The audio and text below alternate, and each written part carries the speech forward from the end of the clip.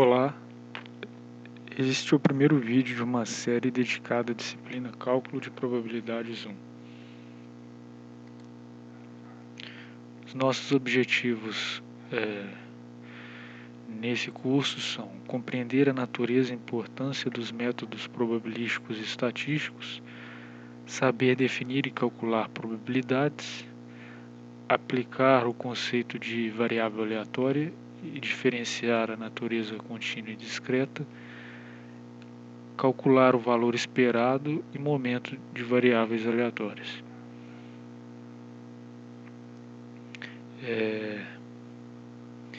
Então o curso está dividido em 3 unidades. A primeira unidade a gente vai ver uma introdução à teoria dos conjuntos, técnicas de contagem e teoria de probabilidade. Na unidade 2 a gente vai ver a parte de variáveis aleatórias, distribuições discretas e contínuas, esperança e variância de variáveis. Na terceira parte, a gente vai ver momentos de variáveis aleatórias e funções de variáveis aleatórias. Então, hoje a gente vai falar sobre teoria dos conjuntos. Nosso primeiro tema, a gente vai ver definição de conjuntos e elementos, relações entre conjuntos e operações com conjuntos. Então, a definição de conjunto,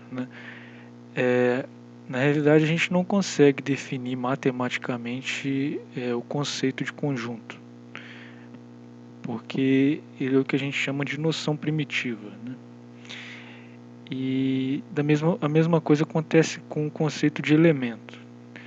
Então, simplesmente para a gente aqui, um conjunto vai ser uma reunião de elementos e um elemento vai ser um elemento de um conjunto. Mas apesar da gente não definir o conceito de conjunto, a gente vai ter que saber expressar cada conjunto específico que a gente estiver trabalhando. Então, geralmente, para denotar conjuntos, a gente vai utilizar letras latinas maiúsculas. E para designar elementos de um conjunto, a gente usa letras latinas minúsculas.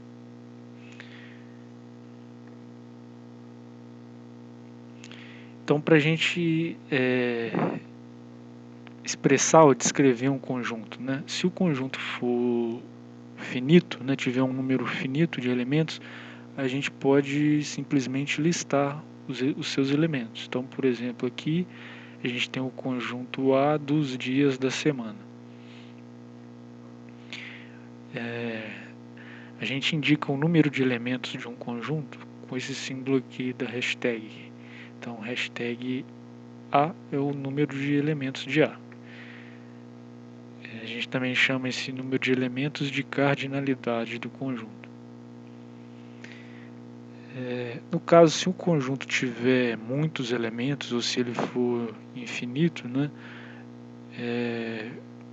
a gente não vai poder usar essa maneira aqui de expressá-lo. Então, imagine um exemplo, se a gente quisesse expressar o conjunto dos números racionais entre 1 e 2. A gente pode indicar esse conjunto por meio de palavras, Então, a gente poderia definir aqui conjunto A, o conjunto dos x, tais que x é racional, menor que 2 e maior que 1.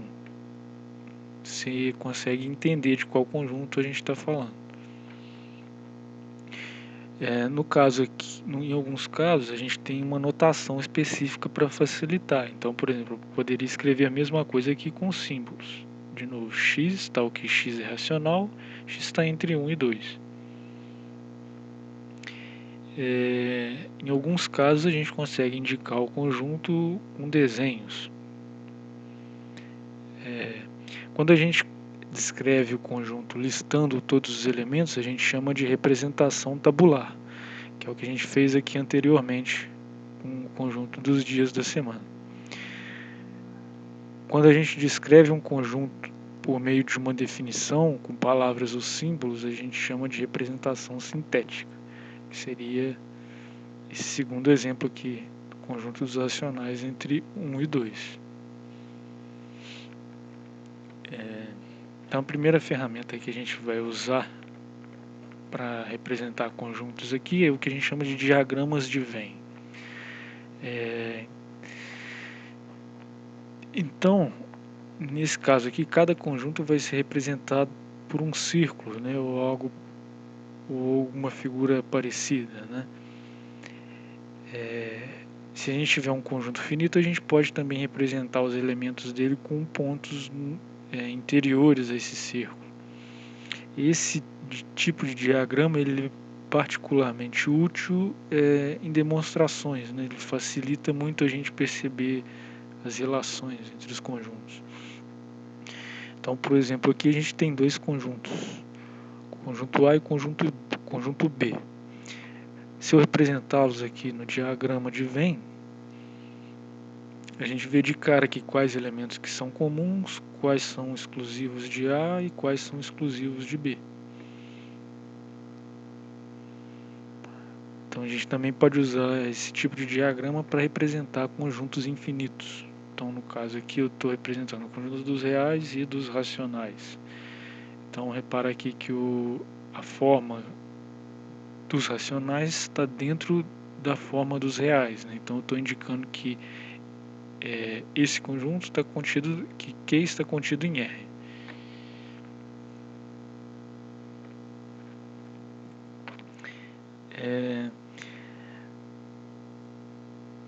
Em alguns casos, um elemento de um conjunto pode ser outro conjunto. Então, por exemplo, aqui nesse conjunto A, a gente tem os elementos 1, o elemento 2, o terceiro elemento dele é o conjunto 1, 2 e o quarto elemento é o número 3. Então, nesse caso aqui, o conjunto 1, 2 é um elemento do conjunto A. Um conjunto no qual todos os elementos são conjuntos é chamado de família de conjuntos. Então, por exemplo, a gente tem família de retas no plano. Cada reta é um conjunto de pontos também. Então, um conjunto de retas vai ser uma família de conjuntos. Alguns conjuntos especiais, né? Conjunto universo é o maior conjunto que a gente vai considerar em cada situação. No diagrama, ele é indicado com um retângulo maior, que engloba todos os outros conjuntos. Conjunto unitário é quando o conjunto possui apenas um elemento. E o conjunto vazio, né, é a convenção para a gente indicar um conjunto que não possui elementos. Geralmente a gente usa esse símbolo do zero cortado. Conjunto dos números reais, né, que a gente denota com esse R, ele possui duas propriedades, né, de ordenação e continuidade. E com por essas duas propriedades, a gente consegue representar esse conjunto dos números reais por uma reta. Então, por exemplo, aqui eu tenho uma reta e tenho indicados aqui igualmente espaçados os números inteiros. Também indiquei aqui a posição dos números raiz de 2 e π. Então, por que isso é possível, né? Propriedade de ordenação. Então, se eu pego dois números, eu sempre sei qual que é maior e qual que é menor.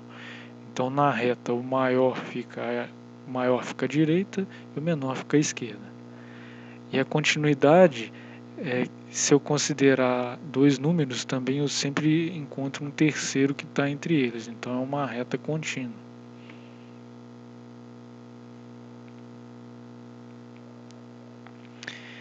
Também, a partir dessa representação da reta, a gente pode definir os intervalos, né? Então, por exemplo, a gente tem intervalos fechados, um intervalo fechado, intervalo semiaberto à direita, intervalo semiaberto à esquerda e intervalo aberto, né? Então, intervalo 2, 3, fechado em 2, fechado em 3, são todos os números que estão entre 2 e 3, inclusive os extremos. Quando eu tenho intervalo aberto, eu excluo o extremo. Também a gente tem os chamados intervalos ilimitados. Então, por exemplo, eu tenho aqui um intervalo ilimitado à esquerda.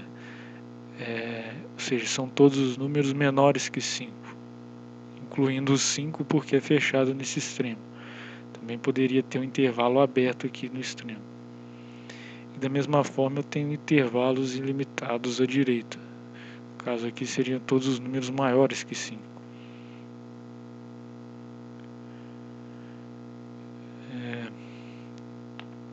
Então eu vou encerrar esse vídeo aqui. No próximo vídeo a gente começa a ver relações entre conjuntos.